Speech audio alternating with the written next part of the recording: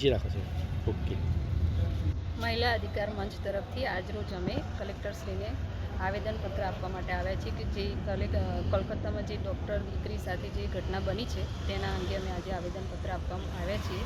અને અમારી બીજી માંગણીઓ પણ એ છે કે જે નોકરી કરતી મહિલાઓ છે, જે કંપનીમાં જાય છે, હોસ્પિટલોમાં જાય છે, કે જે જગ્યાએ તેમને સીસીટીવી તથા બીજી સુરક્ષાઓ પૂરી પાડવામાં આવે એ એવી અમારી માંગણીઓ છે. એ માટે અમે આજે કલેક્ટરને આવેદનપત્ર આપવા માટે આવ્યા છીએ.